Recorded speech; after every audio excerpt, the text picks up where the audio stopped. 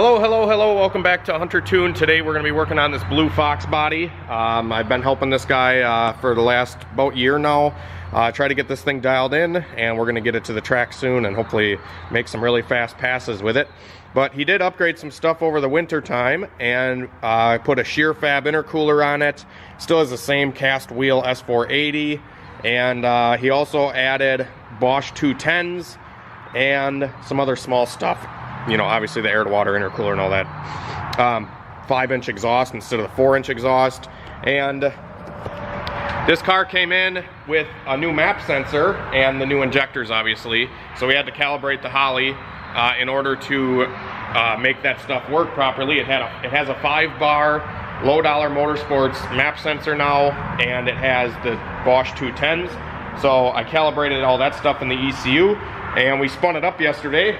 And on wastegate pressure, it made like 610 or 619 wheel it just made on that pull that you guys just saw. But I've been having some issues with the dome control and the boost actually spiking, because at first, yesterday, he was here and the dome control sensor wasn't working. So the Holley was trying to add CO2 for the dome control sensor to read what I was commanding, which was like 5 pounds of dome pressure on top. So, and the sensor was stuck, like it was shorted out. So it was stuck at like -10. And the Holley, the CO2 system, was trying to reach 5, and it never could reach 5 because the sensor was shorted out. So it just pounded the gate with CO2. And we ended up making like 30 pounds of boost, and it hit the boost cut. And it made like 1,100 foot-pounds of torque, but I got out of it, you know, obviously because the boost cut. And I'm like, well, this is bad. We gotta actually make this thing so we can creep up on it. We don't want to just jump to 30 pounds like that. Even though the closed loop correction was within 2%, which is pretty cool. Yeah, so I ended up finding a short in the wiring from, because he had to like extend something. I don't know exactly what he had to do for the wiring for the dome sensor, but he did say he messed with it. So what I ended up doing was I tried different sensors. I tried, you know, just pinning the wires to see what was going on. It had 5 volt and it had a ground, but it did not have the signal back to the ECU. So we pinned it, and I ran a new wire just temporarily into the car to A3 where this thing is pinned into the Holley. So ran the wiring in here, and now we have working dome control, but the car is boost creeping. So we're just walking into this thing, and 6,200 RPM, we're making about 12 pounds of boost. So that's one thing that this setup is probably going to need, is a larger wastegate, because this is a big turbo, has a big turbine housing, and it has a giant exhaust, and it has a single wastegate. So he either needs to add another wastegate. This is a single 50 millimeter wastegate. He either needs to add another one of those, or maybe step up to like a 60 mil gate, so the creep isn't as bad. Obviously bigger wastegate. The placement is good and everything like that. It's just too small of an opening for the way that the camshaft is and the way that this engine breathes. It wants a bigger wastegate. So that's what we're just gonna have to deal with for now, is it's boost creeping. So I'm gonna show you the boost curve that it's got right now. We're gonna add some dome control to it and see if we can get that creep to just kind of level out. Because currently, like I said, on the Holley, on the log, the blue line, here, I'll get rid of all the other stuff so it's a little bit easier for you guys to understand.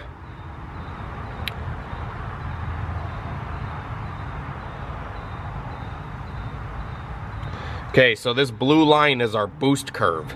So you can see it comes up, it's spooling all through here, and then it tries to level right here. This is kind of where it should be with the spring. So it hangs out at 138, 140 kPa, which is right where the wastegate spring is, which is probably around 5 pounds or so. Yeah, 5.8 or 6 pounds of boost it was leveling at here. And after a couple seconds into the run, she just started to run away. And it's starting to run away and starting to run away, starting to run away. It's not staying level you know, it's just kind of rising as RPM increases, as the more exhaust goes through the turbo. It just can't hold enough back through the wastegate, so that's why it's doing this. But we're going to try to add some dome control to maybe bring this section of the boost curve up to match this. So a boost creep car like this isn't necessarily bad. Sometimes the boost creep like this can actually help with traction and kind of gradually bring the power in naturally, like mechanically. It can be like a boost curve. But I mean, you can even see it in the power curve here. So this run, it ran away on me and it hit the boost cut because I actually had this boost on the pin map of the tune. There's a boost plus and a boost minus because this is a twin 3-port solenoid, so it has 2 ins or it has 1 in and 1 out kind of thing. And on the pin map here, if we go to outputs where the boost control is, it has boost minus and boost positive. So I actually had these flipped. So when we pinned them, this boost minus was down here at B11 and boost plus was at B12. So those were flipped. So it was actually maxing out the CO2 instead of leveling it at 0 and controlling it. So another good way I was testing this is I shut off the, let's see here. Let me get in the car and I'll show you guys. So what I was doing to kind of test this stuff out is I was commanding a dome control here. Let me get this up here. Okay, so on the tune, this is our dome pressure table for boost versus time. So this is how you build your boost ramp, however you want your boost control to be. You add a certain amount of pressure to the top of the wastegate, and this is the table to do it. So how I was doing this is I was actually, I was just gonna add, say, we'll flip the key here, so we're live.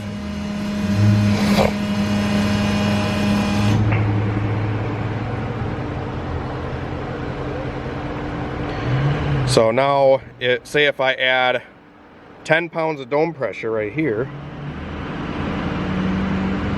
so it's going to start off as 0, go to 10, then go back down to 0, and then go back to 10 here, just as a test. Don't actually run your boost curve like this because it'll screw stuff up and it'll run really funky. But you can see down here on our log, we can see dome pressure right here. And on the dome control setup, or the boost setup right here. Come on, don't freeze on me now. Not responding. So wherever I left off here, my computer froze for a second.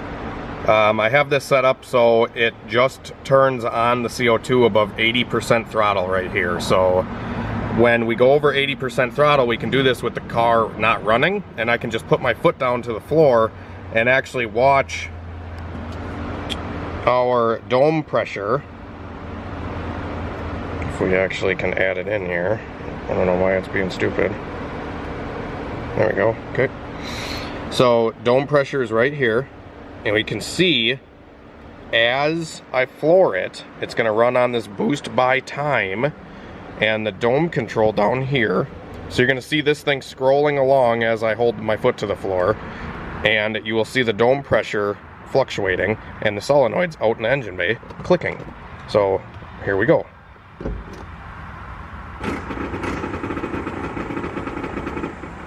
You can hear them out there clicking away. I'm not actually live right now. My bad. Okay, now I am. So you'll actually be able to see this stuff live. Sorry. You can see it shoot up there. 10 pounds of dome. Then it releases it. So now it's working how it should.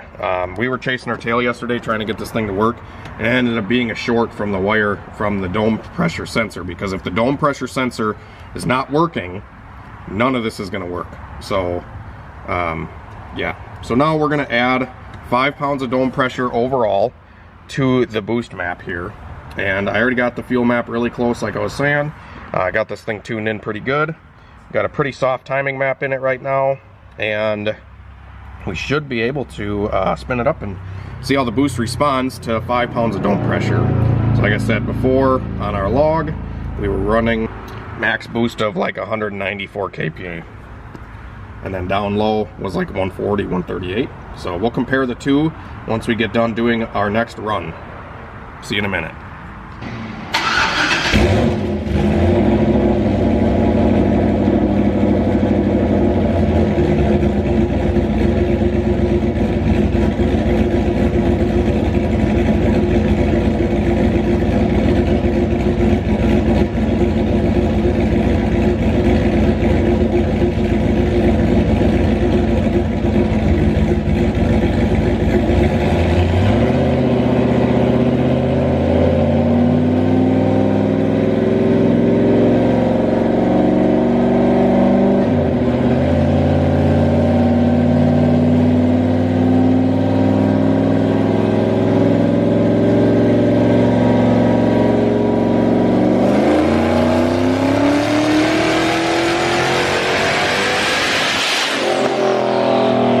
So on that run, you probably noticed some smoke.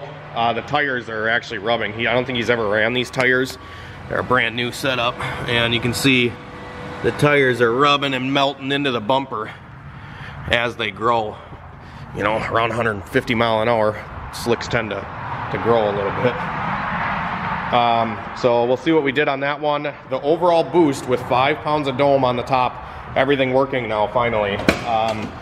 Instead of that, whatever I said, like 135 kPa, 6 pounds, now we're running 165. So we added a few pounds of boost and everything's working. Still creeping up to that 14 pound range, but nonetheless, it's working. So I'm happy about that.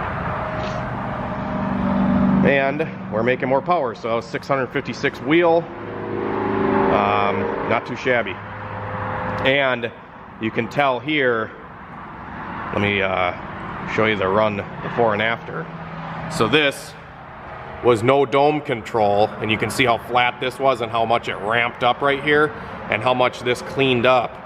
And I think if we just added maybe another 5 pounds of dome pressure, this would stand straight right up to where this is peaking. So that'll be awesome. Get that thing dialed in, and obviously we can keep going on this thing to whatever we want. This is a really awesome setup. I don't think it's going to quit making power anytime soon, but I don't know how much more. I don't want to ruin his tires, so may have to call him and just see what he wants to do, if he wants me to ruin the tire, because it's digging into the tire pretty good. So we got to figure that out. Alright guys, we're going to do 10 on the dome, and I'll show you the data log afterwards, and after that we'll go to 15. Hopefully these tires don't rub super bad. The guy said as long as they don't blow, send it. So, alright.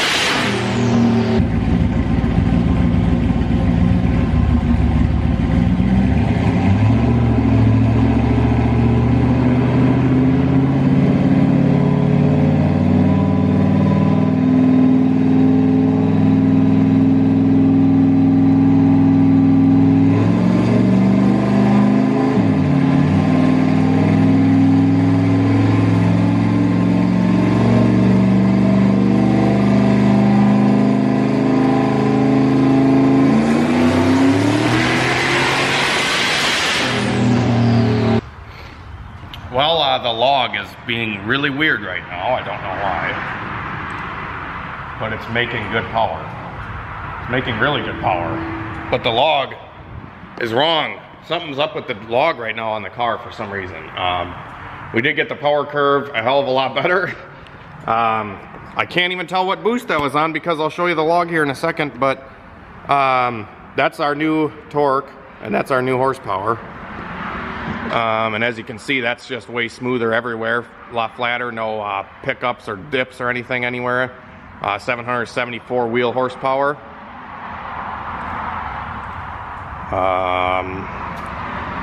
There we go. So there's comparing yesterday to today so far, but we definitely have to figure out why the map sensor is not reading on the log. I don't know why that is.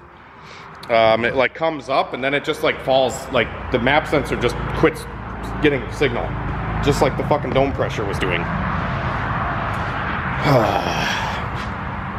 Well, I'll pick up with y'all in a minute.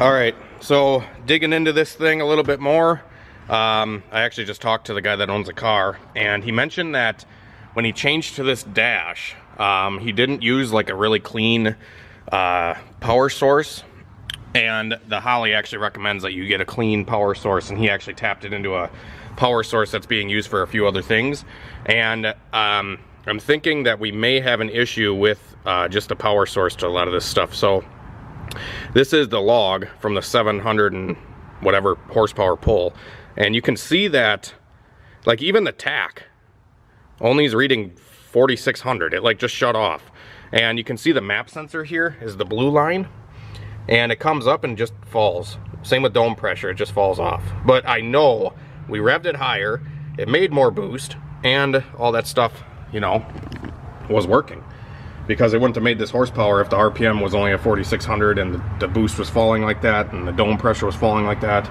So what I think is going on is the dash is soaking up a lot of power, because when I stab this thing on the log too, it freezes.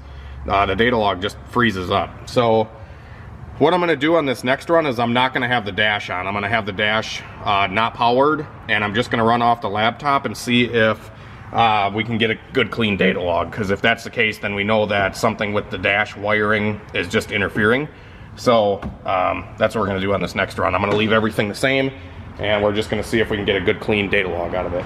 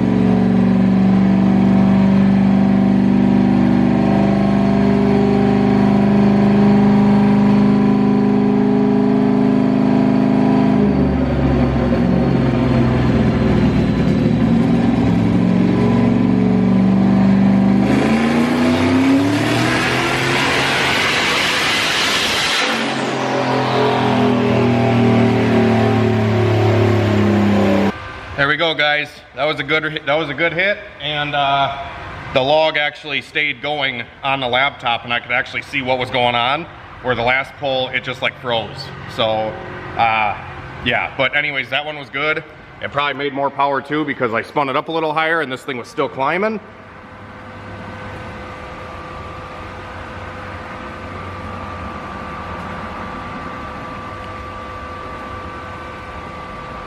It didn't make any more power, but it definitely is a hell of a lot flatter of a curve.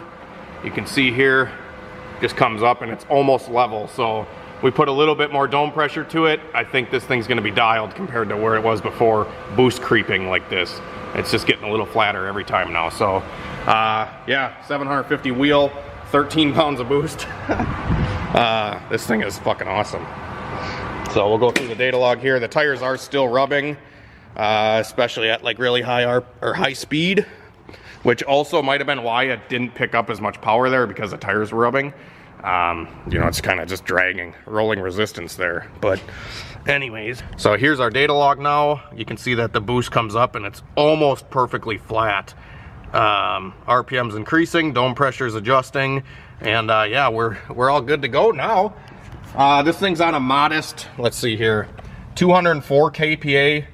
And so 14 pounds, 18 degrees. I mean, fuck yeah, bud.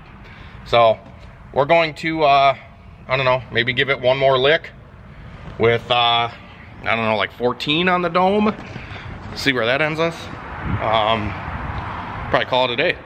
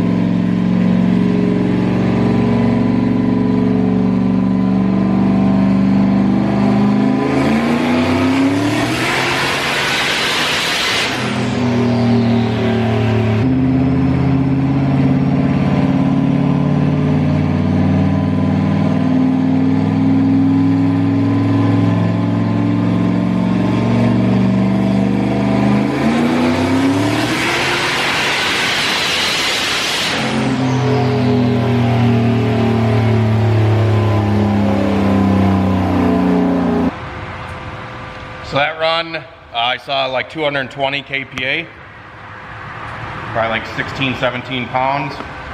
Yeah, 790 wheel. It was hot that run, so we could put some ice in it and crack 800. We're gonna just, especially with the tires rubbing and stuff the way they are, I mean, I got rubber frickin' just pouring off of this thing. Molten hot rubber. Just getting chewed up here. So I think that's pretty good for now, guys. We're gonna, it's like smoking out the shop. But I think we'll just send it. We'll get the boost dialed in a little bit more at the track, and we'll call it a day. But this thing, fucking ready to rip. This thing's awesome.